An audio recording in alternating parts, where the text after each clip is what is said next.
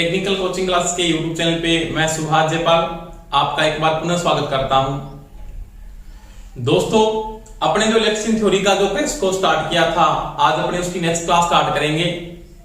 उसमें अपने एक छोटी सी टॉपिक पढ़ रहे थे भौतिक राशियां, जिसके विनिमय सूत्र मैंने करवा दिया था टॉपिक कि भौतिक राशियों के जो विनिमय सूत्र थे वो किस प्रकार से मेंटेन करते हैं, कैसे पिछली वीडियो मैंने बताया था। आज अपने नया टॉपिक स्टार्ट करने जा रहे हैं इलेक्शन थ्योरी का। इसे अपने जो टॉपिक स्टार्ट करने जा रहे हैं पढ़ेंगे अपने आज पॉलीफेज। किसके बारे में पढ़ेंगे?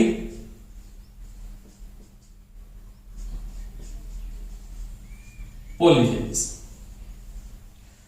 अब पहली बात है, पॉलीफेज क्या है? पॉलीफेज को हिंदी में क्या बोलते हैं? बहुकला। बहुकला प्रणाली यानी बहुकला प्रणाली, या इसको क्या बोलते हैं? पॉलीफेज कहा जाता है। पॉलीफेज होता क्या है? पहली बात तो मैं ये कहता हूं कि पॉलीफेज क्या है।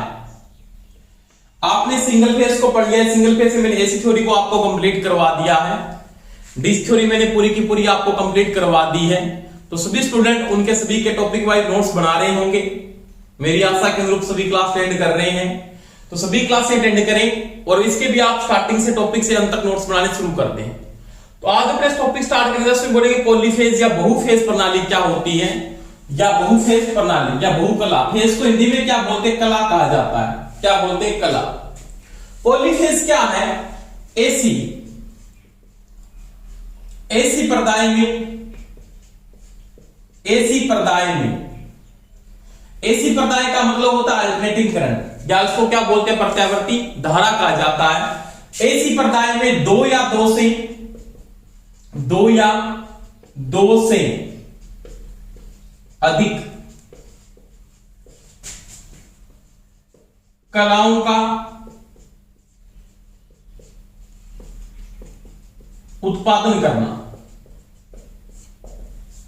यानी आपके पास जो एसी सप्लाई है, यानी एसी के अल्टरनेटिंग जो करंट है, कौन पैदा कर रहा है? तो पैदा करने वाला कौन है? यानी एसी को कौन पैदा करता है?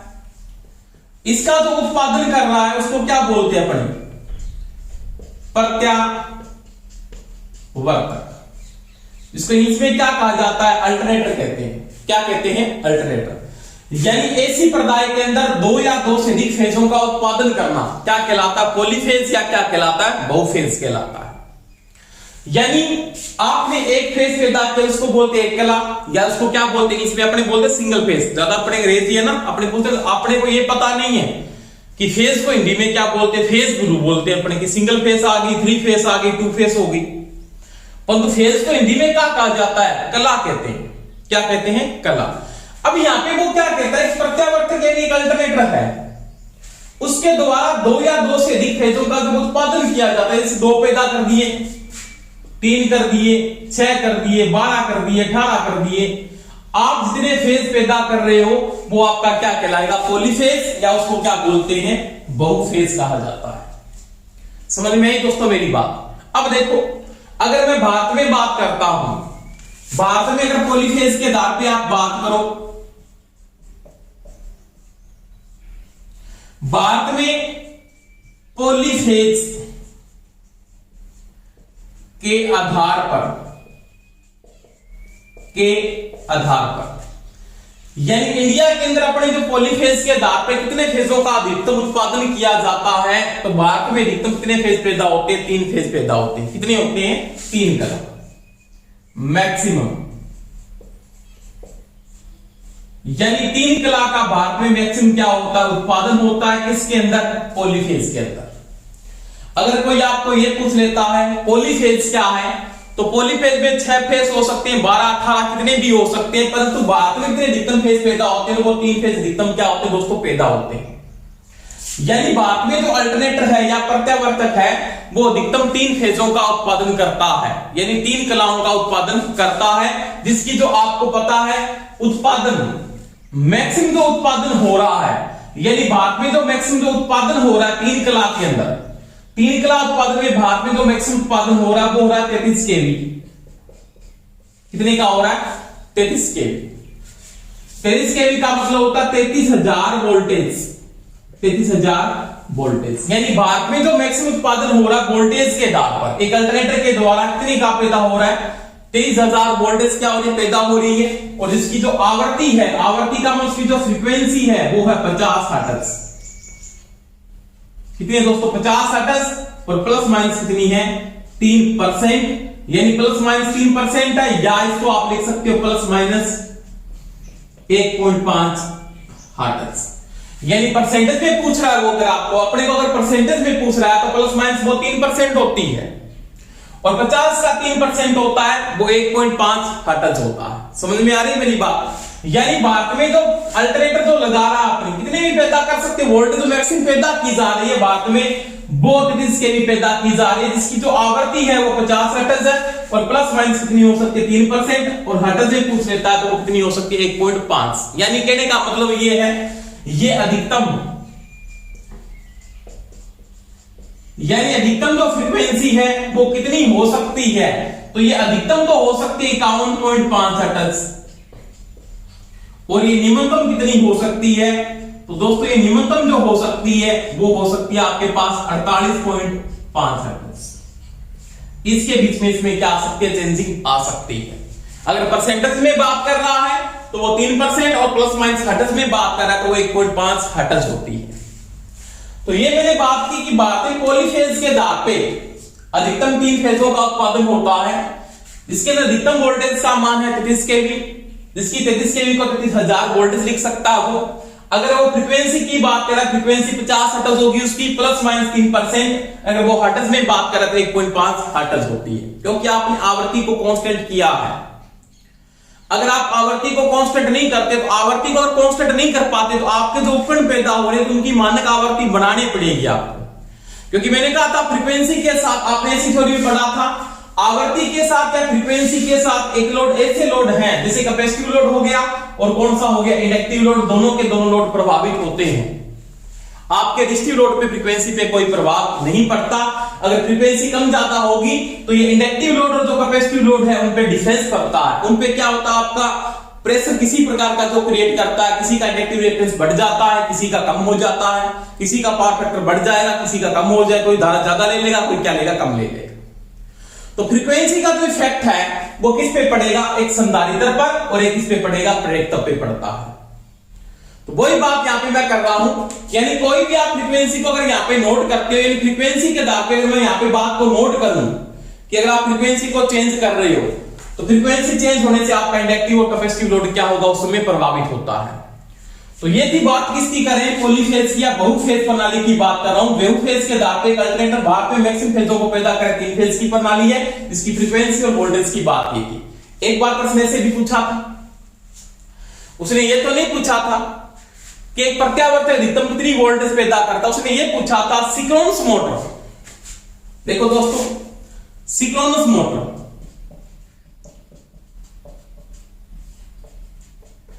जिसको तुल्यकालिक मोटर के नाम से भी क्या कहते हैं, जानते हैं। ये 3 फेज की मोटर आप यूज करते हो। सिंक्रोनस मोटर है वो क्या, एक अल्टरनेटर ही है। जैसे आपने पढ़ा होगा डीसी का जनरेटर क्या बन सकता है, डीसी की मोटर बन सकता है। उसी प्रकार से आपको यह पूछ लेता है कोई भी कि एक प्रत्यावर्तक क्या बन सकता है, एक प्रत्यावर्तक क्या बन सकता है, सिंक्रोनस मोटर बन सकता है या तुल्यकालिक मोटर बन सकता है, एक ही बात है। अब उसने यह पूछा था कि सिंक्रोनस मोटर अधिकतम कितनी वोल्टेज पे काम करती है, सिंक्रोनस मोटर अधिकतम कितनी वोल्टेज पर कार्य कर सकती है। तो देखो दोस्तों, इस पर अल्टरनेटर काम कर सकता है, वही क्या है, सिंक्रोनस मोटर काम कर सकती है। सिंक्रोनस मोटर अधिकतम कितनी वोल्टेज पे काम कर सकती है, 33 केवी पे काम कर सकती है। ये चीज का ध्यान रख लेना। कई बार ये होता है सिस्टम कि कोई भी सिंक्रोनस मोटर है या आपने कोई भी अल्टरनेटर आपने सिंक्रोनाइजिंग में लगा रखा है। सिंक्रोनाइजिंग सुना होगा सिस्टम आपने, 2 या 2 से अधिक अल्टरनेटरों का समांतर क्रम में चलना क्या कहलाता, सिंक्रोनाइजिंग कहलाता। आगे पढ़ेंगे अपने सिंक्रोनाइजिंग क्या होता है। उस समय क्या होता है, किसी एक अल्टरनेटर पे लोड है, किसी दूसरे अल्टरनेटर पे लोड आपने हटा दिया है, उस अल्टरनेटर को आपने हटाया नहीं है, तब वो क्या करेगा, उसकी मैकेनिकल एनर्जी आप अल्टरनेटर की बंद कर देते हो, यानी इसको यांत्रिक ऊर्जा देनी अगर आप बंद कर देते हो तो वो क्या करेगा, 3 फेज की सप्लाई उस बस बार की वायरिंग से लेगा, क्योंकि दूसरे अल्टरनेटर के साथ वो क्या चल रहा है, सिंक्रोनाइजिंग होकर चल रहा है। अब वो दूसरे अल्टरनेटर से क्या करेगा, 3 फेज की सप्लाई लेगा और उस समय वो किसकी भांति चलता है, तो उस समय सिंक्रोनस मोटर की भांति वो क्या करता है, कार्य करता है। इसकी पूरी बातें पढ़ेंगे जब अपने अल्टरनेटर टॉपिक पढ़ेंगे तो मैं इसको पूरा समझाऊंगा, परंतु ये चीज भी ध्यान रख लेना, एक सिंक्रोनस मोटर अधिकतम 33 kV पे काम करती है और बाद में एक अल्टरनेटर अधिकतम कितनी वोल्टेज पैदा करता है, 33 kV पैदा करता है। ये प्रश्न पूछा था एक बार, एक एग्जाम में आया हुआ है, तो ये चीज का भी आपको क्या करना है, ध्यान रखना है। अब देखो, अब मैं अगर पॉलीफेज की यहां पे बात कर रहा हूं,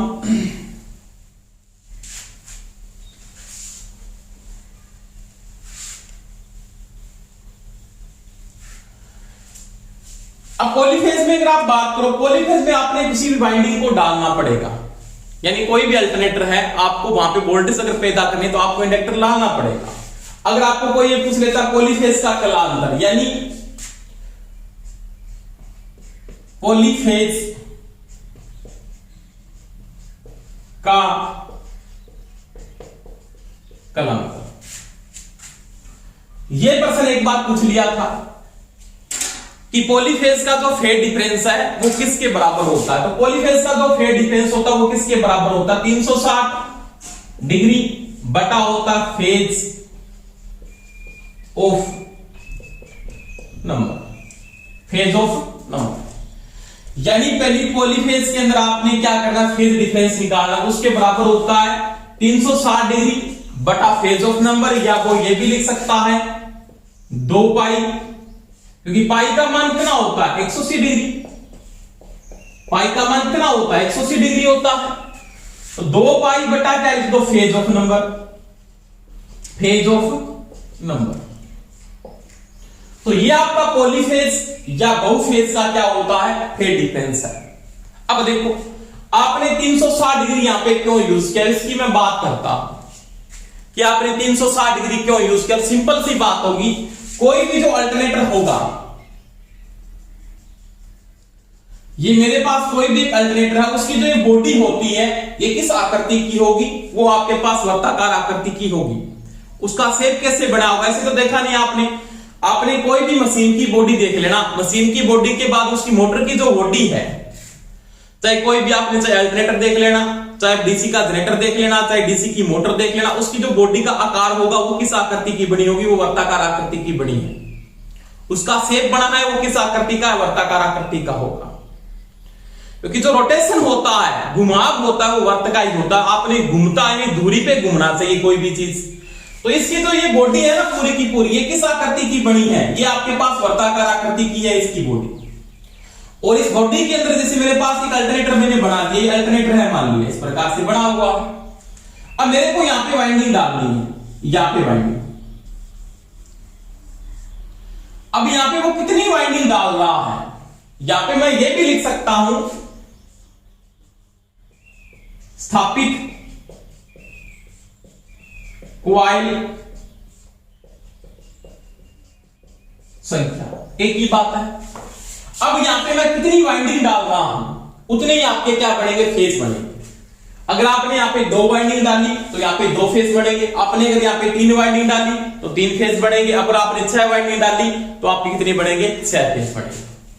अब मैंने यहां पे 360 डिग्री क्यों लिया, क्योंकि एक जो वर्त का कुल कोण होता है वो 360 डिग्री होता है। जैसे बाद में मैं अगर बात करता हूं तो 360 बाद में कितने वाइंडिंग डाल रहे हैं, आपने 3 कोयले स्थापित किए, 3 लगा दो, भाग में कितना फिर डिफरेंस आ जाएगा, 120 डिग्री, जिसको आप ये भी लिख सकते हो 2 पाई बटा में 3, 2 पाई बटा में 3 भी लिख सकते हो। दोस्तों मैं बात कर रहा हूं कि पॉलीफेज का जो फेज डिफरेंस है या इसका जो कलांतर है वो 360 डिग्री बटा फेज ऑफ नंबर या स्थापित कोयलों की संख्या मैं यहां पे लिख सकता हूं, यानी यहां पे कितनी कोयले आपने स्थापित की है या आपने कितनी वाइंडिंग यहां पे डाली है। तो ये था आपका फेज डिफरेंस, यानी पॉलीफेज का फेज डिफरेंस। अगर आपको यहां पे वो ये पूछ लेता है कि पॉलीफेज का फेज डिफरेंस किसके बराबर है, तो आपको वहां पे उत्तर ये नहीं देना कि 120 डिग्री होता है, नहीं, ये बात के अंदर है। पॉलीफेज का जो फेज डिफरेंस है वो किसके बराबर है, वो 360 बटा फेज ऑफ नंबर, और फेज ऑफ नंबर की जगह वो ये लिख सकता है स्थापित कोयलों की संख्या। समझ में आ रहा है? जैसे मैं सिंपल बात कहता हूं कि मैंने यहां पे 6 कोयले स्थापित कर दिए, 2 3 4 5 और 6 कोयले स्थापित कर दी मान। तो इसका जो फेज डिफरेंस होगा वो क्या होगा 360 बटा में 6, कितने डिग्री हो जाएगा 60 डिग्री, कितने डिग्री हो जाएगा 60 डिग्री। अगर मैं यहाँ पे 12 कोयले स्थापित कर रहा हूं, 30 स्थापित कर रहा हूं 12, तो 12 दिया 36, कितने डिग्री का फेज डिफरेंस होगा 30 डिग्री का। तो वही बात है, कितने फेज आप स्थापित कर रहे हो वो उसका क्या कहलाएगा फेज डिफरेंस। अब आपने को ये पूछ लेता है कि पॉलीफेज का फेज डिफरेंस तो इसके बराबर है। अगर आपको पूछे 3 कला जो भारत में पैदा हो रही है, भारत में पॉलीफेज के आधार पे मैक्सिमम जो फेज पैदा हो रहे हैं वो 3 फेज पैदा हो रहे हैं, उसका जो फेज डिफरेंस है वो कितनी डिग्री होता है, तो आप बोलोगे 120 डिग्री। ऑप्शन में अगर नहीं दिया है तो आप बोलोगे 2 पाई बटा में 3 होता है, 2 पाई बटा में 3 होता है। समझ में आई मेरी बात? यानी इसका फेज डिफरेंस आपके पास क्या है, तो वो है 2 पाई बटा में 3 होता है। तो ये पॉलीफेज की मैंने बात की। अब पॉलीफेज में पड़ेगा 3 फेज की अगर बात कर रहा हूं यहां पे कि जो आपका फेज डिफरेंस है वो कितने डिग्री का 120 डिग्री। यानी बात का जो फेज क्रम है, यानी फेज क्रम में मैं बात यहां पे ये नोट करता हूं कि जो फेज क्रम की आपने बात की, इसमें कहने का मतलब ये होता है भारत में अधिकतम 3 कला का उत्पादन होता है। अब इसका कलांतर क्या है, इसका जो कलांतर है, कलांतर का मतलब फेज डिफरेंस, इसका जो कलांतर है वो है 120 डिग्री या 2 पाई बटा में 3 डिग्री है, 2 पाई बटा में 3। समझ में आई मेरी बात?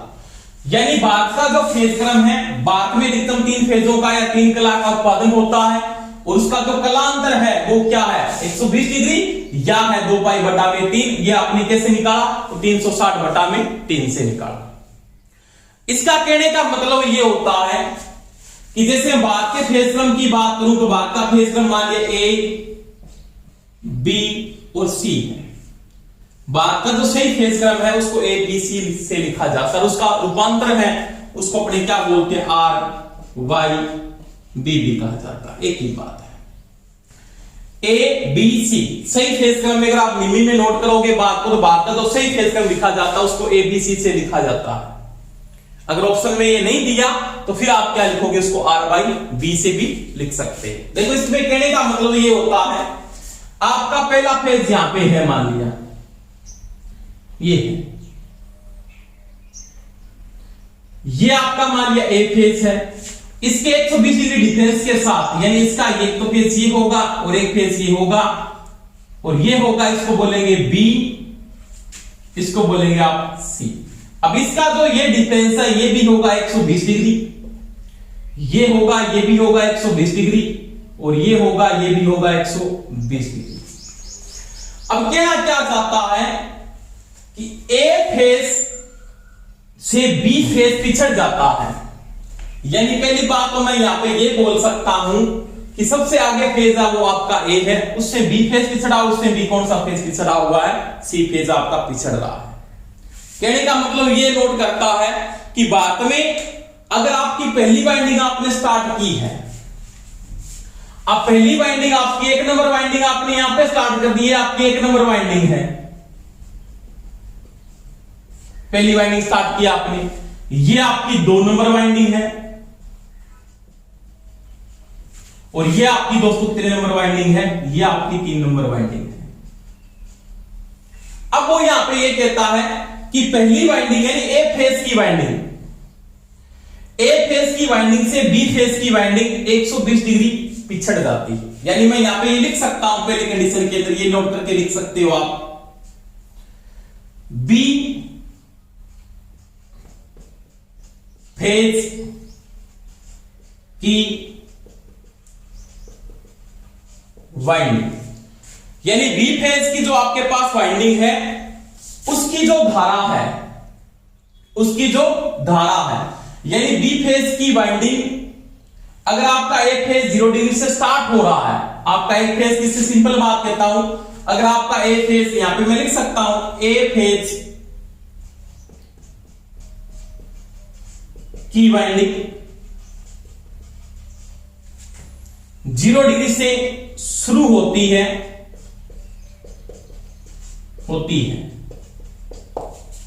यानी ए फेज की वाइंडिंग सबसे पहले 0 डिग्री से क्या होती है, स्टार्ट होती है। इसको मैं आगे ग्राफ से नोट करके समझा दूंगा, कोई समस्या नहीं आएगी। तो क्या होगा, देखो पहली कंडीशन में होगा यहां पे बी फेज की वाइंडिंग की धारा ए फेज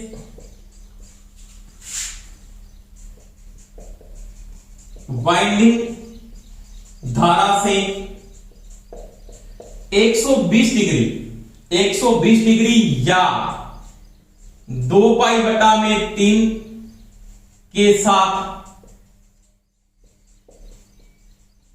पिछड़ जाती है। यानी आपकी पहली वाइंडिंग 0 डिग्री से स्टार्ट होती है, तो इसकी वाइंडिंग इससे 120 डिग्री क्या होती है, पिछड़ जाती है। यानी पहले जो इलेक्ट्रोमोटिव फोर्स होगा वो इसमें पैदा होगा, इसकी धारा इसके बाद में क्या होता है, स्टार्ट होता है। यानी इसकी धारा से क्या होती है, पिछड़ के चलती है। अब देखो अगर बी फेज कितनी पिछड़ रही है, तो सी फेज की वाइंडिंग की धारा ए फेज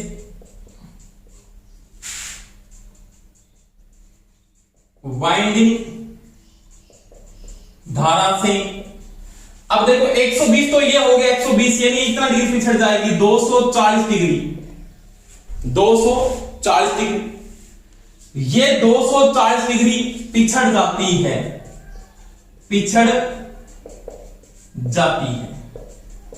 समझ में आई दोस्तों मेरी बात? तो ये 3 कंडीशन है। पहली वाइंडिंग अगर आपकी 0 डिग्री से स्टार्ट होती है ए फेज की वाइंडिंग, तो बी फेज की वाइंडिंग उससे 120 डिग्री पिछड़ जाती है, ये पिछड़ जाएगी। और सी फेज की वाइंडिंग ए फेज से 240 डिग्री पिछड़ जाती है। तो ये तीनों का जो डिफरेंस है, ये तीनों का जो अंतर है, वो ये आपका क्या कहलाता है, फेज डिफरेंस, या उसको क्या बोलते हैं, कलांतर कहा जाता है। समझ में आई मेरी दोस्तों बात? ये कैसे कहना जाता है, इन सिंपल सी बात, मैं इसके ग्राफ को इसके अंदर नोट करता हूं, तो देखो आराम से बात करेंगे, स्टार्ट में कोई समस्या नहीं आएगी। यहां पे अगर इसके ग्राफ को आप नोट करो ऐसे, इसके अंदर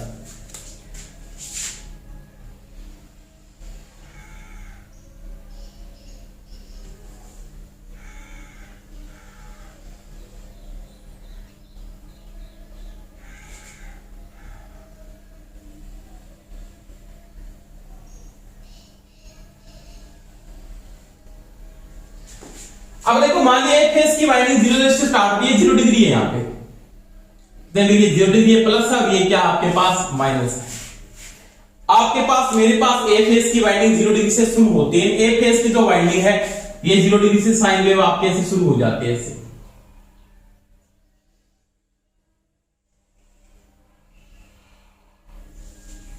ये इसकी साइन वेव क्या होती है, यहां से शुरू होती है और अपना क्या करती है, फेज एंगल क्या कर लेते हैं, यहां तक पूरा कर लेते हैं।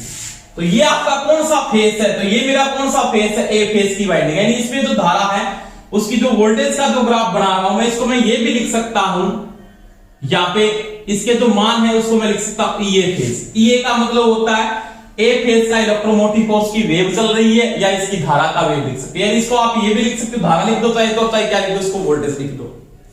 यानी आपके पास ये क्या है, ई इलेक्ट्रोमोटिव फोर्स है, किस फेज का, ए फेज का। ओनली पर एक बार मैं ए फेज लिख रहा हूं, ए फेज है मान लीजिए। ये आपका 0 डिग्री से यहां पे क्या हो रहा है, शुरू हो रहा है।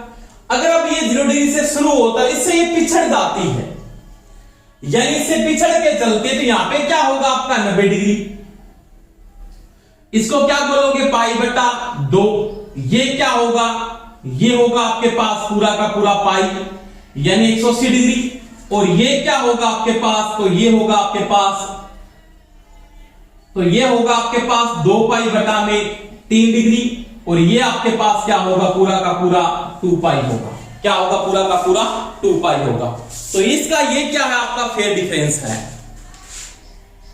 देखो यहां पे आपका जो ए फेज स्टार्ट हुआ था वो 0 डिग्री से स्टार्ट हुआ था, और ये इस प्रकार से चल रहा है। अब देखो बी फेज जो स्टार्ट होगा, आपका जो बी फेज स्टार्ट होगा, इससे 120 डिग्री ये पिछड़ जाता है।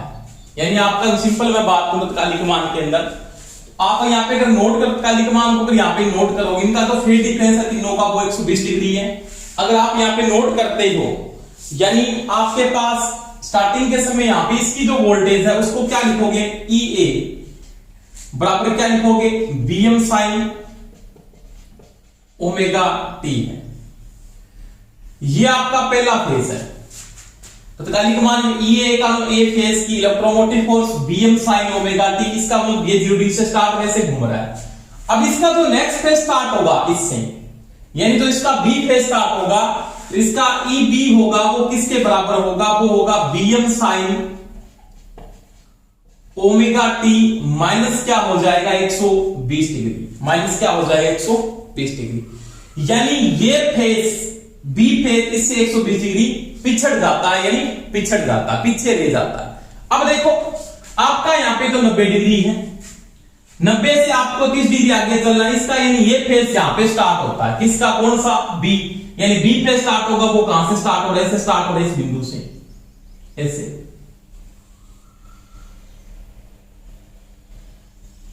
और अपना ये फेज एंगल क्या कर रहा है, पूरा कर रहा है। यानी ये जो फेज होगा, ये कौन सा फेज होगा आपका, उस समय B फेज होगा। समझ में आई मेरी बात। और ये पिछड़ के चल रहा है, ये पिछड़ जाता है, किससे पिछड़ जाता है, तो ये A फेज से पिछड़ जाता है। तो इसका जो ये फेज होगा वो कौन सा होगा, B फेज का तत्कालिक मान होगा। अब देखो C फेज की बात करूंगी, EC होगा वो किसके बराबर होगा, वो होगा Bm sin omega t minus क्या हो जाएगा 240 डिग्री पिछड़ जाता है। यानी ये इससे 240 डिग्री पिछड़ जाता है, किस फेज से, A फेज से।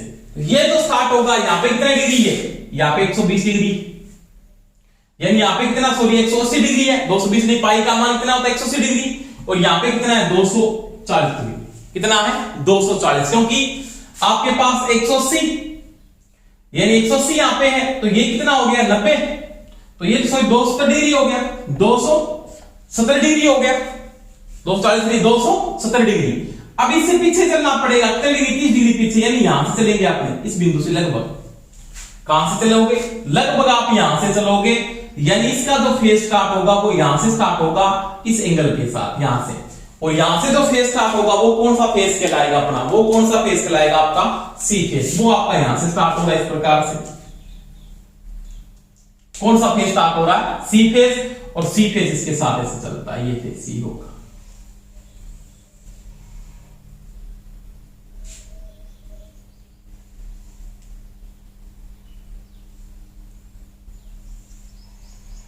ये आपका C फेज होगा। तो ये तीनों का क्या होगा, फेज डिफरेंस होगा। ये कौन सा फेज कहलाएगा C, और ये कौन सा कहलाएगा B, ये C, और ये कौन सा होगा आपका A फेज होगा। तो ये है आपके पास पॉलीफेज में, जो पॉलीफेज का जो फेज डिफरेंस है वो आपके पास 120 डिग्री होती है। कैसे फेज स्टार्ट हो रहे हैं, तो इसका A फेज अगर 0 डिग्री से शुरू होता है तो 120 डिग्री पिछड़ के चलता है, कौन सा, B फेज इससे चलता है, और C फेज A फेज से 240 डिग्री पिछड़ जाता है, क्या होता है, पिछड़ जाता है। तो ये दोस्तों मैंने बात की पॉलीफेज का फेज डिफरेंस। अगर आपको कोई ये पूछ लेता है कि स्टार्टिंग के समय अगर आपके A फेज का इलेक्ट्रोमोटिव फोर्स ये है, जैसे प्रश्न पूछा आपका A फेज का electromotive force Bm sin omega t है, तो उसका B फेज का इलेक्ट्रोमोटिव फोर्स क्या होगा, तो आप लिखोगे Bm sin omega t minus क्या होगा 120 डिग्री, और C फेज का क्या होगा, तो Bm sin omega t minus क्या होगा 240 डिग्री। और ये क्या है आपके पास, तत्कालिक मान है, क्या है, तत्कालिक मान। अब एक चीज नोट करना आप यहां पे देखो, आपने सिंगल फेज में पढ़ा एक कला के अंदर, सिंगल कला के अंदर, एक कला में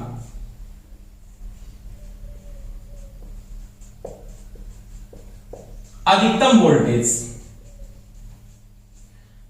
यानी सिंगल फेज में अधिकतम वोल्टेज का मान कितने डिग्री पे होता है, तो आप बोलोगे सिंगल फेज कितने डिग्री का होता है, 90 डिग्री पे होता है। कितने डिग्री पे होता है, 90 डिग्री, या पाई बटा 2 डिग्री पर होता है। कितने पे होता है, 90 डिग्री या पाई बटा 2 डिग्री पे होता है। अगर इसी पर्सन को वो ऐसे पूछ लेता है, 3 कला के अंदर 2 फेसों के मध्य, 3 कला के अंदर, यानी पर्सन क्या आपके पास 3 कला में 2 कलाओं के मध्य अधिकतम वोल्टेज कितने डिग्री पर होती है, किस एंगल के ऊपर होती है। तो ध्यान रखना दोस्तों 90 डिग्री नहीं होगा। इसकी जो अधिकतम वोल्टेज का जो फेज डिफरेंस होता है वो दो फेसों के मध्य अधिकतम जो डिफरेंस आता है वो आता है 60 डिग्री के एंगल के ऊपर। दोनों के बीच में जब 60 डिग्री का फेज डिफरेंस आता है तो उसमें उन दोनों के बीच में अधिकतम वोल्टेज होती है, क्योंकि एक तो जीरो पे होता है और एक पॉजिटिव पे होता है। क्या होता है नेगेटिव, तो उसमें वोल्टेज का मान क्या होता है, अधिकतम होता है। ये चीज का ध्यान रख लेना, क्योंकि तो किसमें आ रहा पॉजिटिव पे 60 डिग्री पे है ना। अगर मैं यहाँ पे देखूं यहाँ पे 90 थी, इसका पीछे कितने डिग्री बचा, 60 डिग्री बचा। और ये भी किस पे है आपके पास, देखो यहाँ पे मैंने बात की थी, ये भी यहाँ पे कितने डिग्री पे था, 60 डिग्री पे था। तो यहाँ पे वोल्टेज का मान ये 60 डिग्री से स्टार्ट हो रहा है। ये सिंपल बात है, अगर आप नेगेटिव पे लेके जा रहे हो नेगेटिव पे 60 डिग्री मान के चलेंगे इसको, इसका जो एंगल चल रहा है तो उसमें वोल्टेज की जो वैल्यू होगी वो 60 डिग्री के ऊपर अधिकतम वोल्टेज का मान होता है। ये चीज का दिमाग में सेट कर लेना। जब दो फेसों के मध्य 60 डिग्री का फेज डिफरेंस आ जाता है, दो फेसों के मध्य आपसी, तो उस समय वोल्टेज का मान क्या होता है, मैक्सिमम होता है। यानी 60 डिग्री का जो फेज डिफरेंस होगा दो फेसों के मध्य, तो उसमें वोल्टेज का मान क्या होता है, पॉलीफेज में दो फेसों के मध्य अधिकतम वोल्टेज की वैल्यू होती है। ये चीज दिमाग में सेट कर लेना। और सिंगल फेस डिग्री पे होता है ये 90 डिग्री की वोल्टेज होती है। समझ में आ गई मेरी बात। तो ये मैंने बात की, ये मैंने पॉलीफेज का फेज डिफरेंस की बात की। अधिकतम वोल्टेज कितने डिग्री के एंगल पे होते हैं, तो 60 डिग्री के एंगल पे दो फेसों के मध्य अधिकतम वोल्टेज होती है। कब, जब दो फेस की सप्लाई होती है। दो फेसों के मध्य, दो फेसों की बात कर रहा हूं, सिंगल फेस की बात नहीं कर रहा। अब यहां पे एक बात बोलूं कि तीनों फेसों को आपस में जोड़ दो। जैसे स्टार कनेक्शन में क्या, तीनों वाइंडिंगों को एक बिंदु पे जोड़ दिया तो वोल्टेज का मान क्या होता है, जीरो हो जाता है। रीजन क्या उसकी बात करें तो वो देखो कि अगर मैं यहां पे बात करता हूं,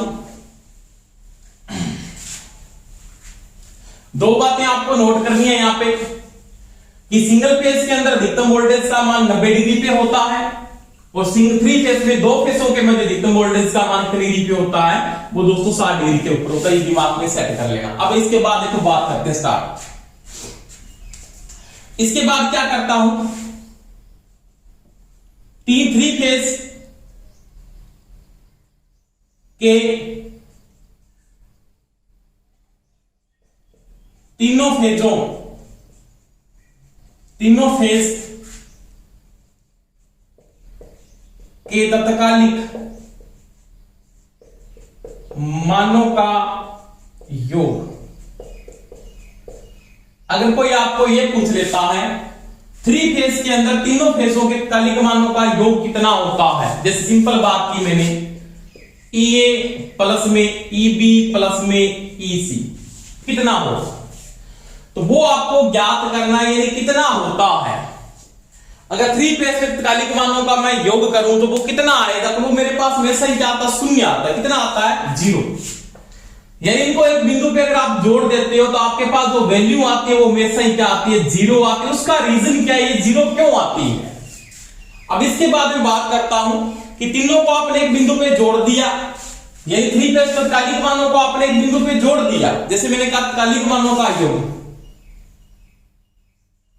3 कला में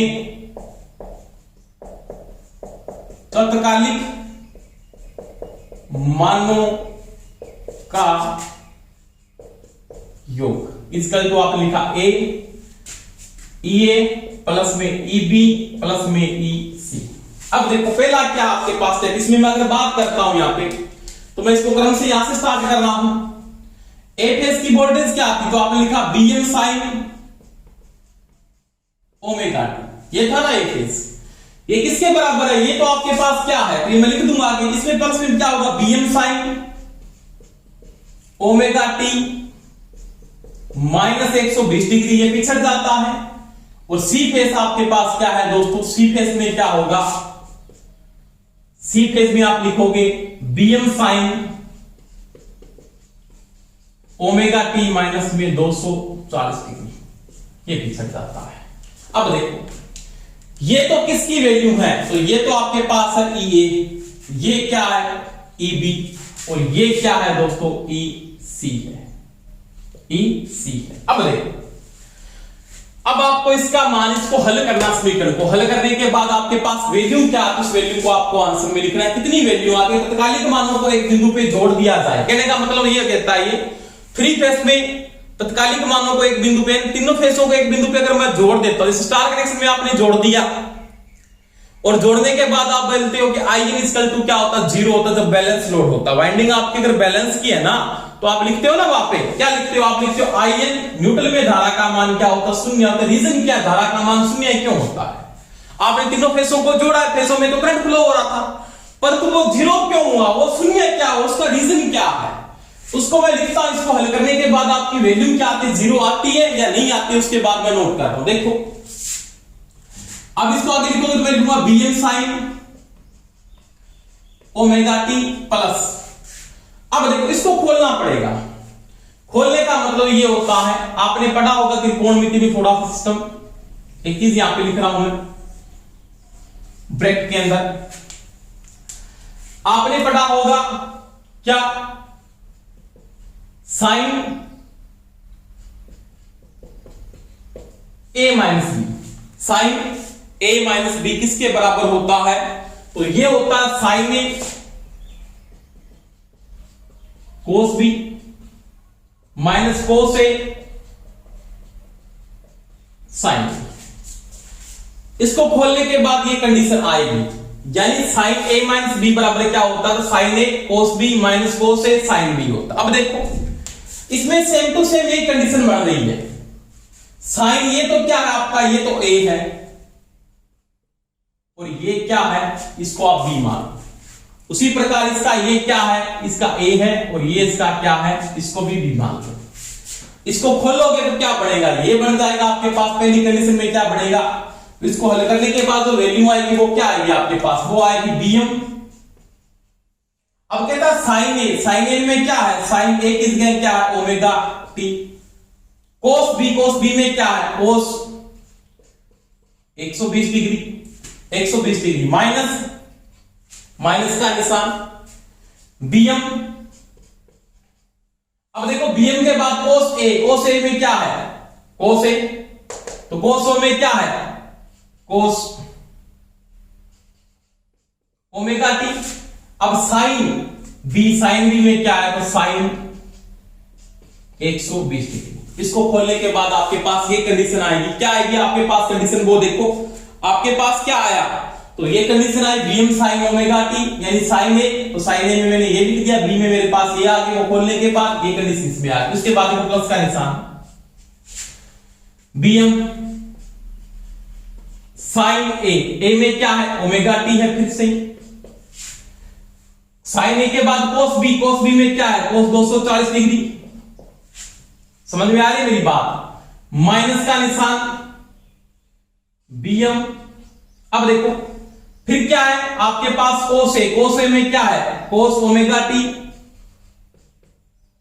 फिर क्या है साइन 240 डिग्री, साइन 240 डिग्री। अब देखो अब इन सभी के मान आप लिखते जाओ क्रम से, कोई समस्या नहीं होगी। इसके बाद नोट करेंगे, ये तो BM साइन ओमेगा टी है, ये तो BM साइन ओमेगा टी है। अब देखो प्लस का निशान आपके पास sign BM sign omega T को तो मैं ओमेगा टी लिख रहा हूं।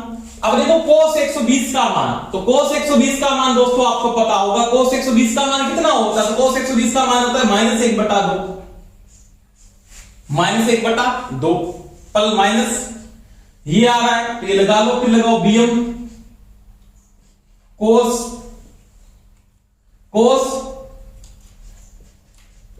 Omega T. अब देखो साइन और साइन की डिग्री है, साइन 120 का मान, तो साइन 120 का मान कितना होता है, तो साइन 120 का मान होता है √3/2 प्लस का, इसको गुणा में ले लेना बाद में, प्लस का निशान BM साइन ओमेगा टी। अब देखो कोस 240, तो कोस 240 का मान साइन 120 के बराबर होता है, तो माइनस कितना आएगा, ये भी 1/2 होता है, -1/2।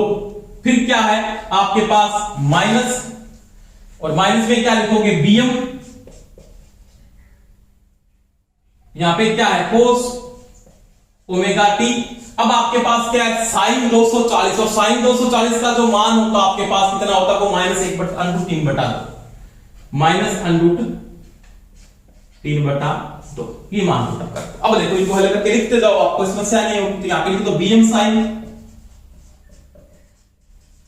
ओमेगा टी, कोई समस्या नहीं। ये आगे आ जाए तो माइनस क्या हो जाएगा 1/2 bm sin ओमेगा टी, फिर माइनस को प्लस से गुणा करोगे माइनस ही आएगा, -√3/2 bm cos ओमेगा टी।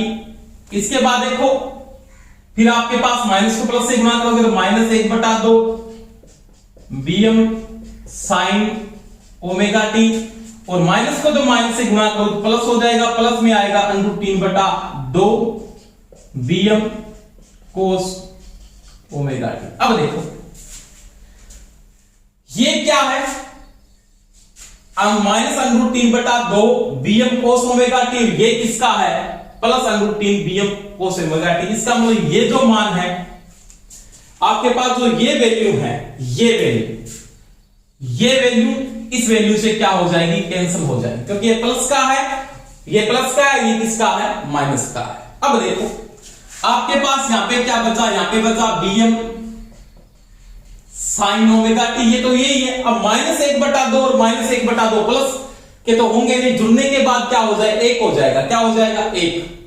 -1/2 और -1/2 कितना हो जाए, +1 को तो गुणा नहीं करे, जोड़ रहे हैं ओनली को, तो क्या आ जाएगा, ये 1 लिखने की जरूरत नहीं, इसको लिखेंगे bm sin ओमेगा टी।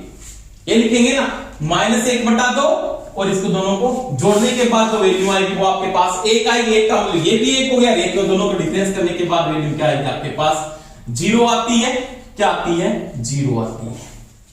तो ये कंडीशन बताता है, यानी 3 फेस में 3 फेसों को अगर एक बिंदु पे मैं जोड़ देता हूं, क्या कर देता हूं, जोड़ देता हूं, तो उनकी वैल्यू हमेशा क्या आती है, 0 आती है। तो ये कंडीशन थी, इसके कारण आपके रट्टे नहीं मारे, मैंने पूरी डीपली समझाई है, पर तो आपको याद रखना है पूरा कॉन्सेप्ट के अंदर क्यों आता है, रीजन क्या है, पूरा मैंने आपको डीपली समझा दिया है। तो ये था पॉलीफेजों में सिंपल बात। तभी तो कहते हैं ना, अगर आपके पास बैलेंस की वाइंडिंग है, संतुलित वाइंडिंग है, अगर उनके तीनों वाइंडिंगों को एक बिंदु पे जो सिंपल बात कनेक्शन में जोड़ते हो ना, जैसे 3 वाइंडिंग है, एक वाइंडिंग आपके पास ये है, एक वाइंडिंग आपके पास मान लिया ये है, और एक वाइंडिंग मान लिया आपके पास ये है।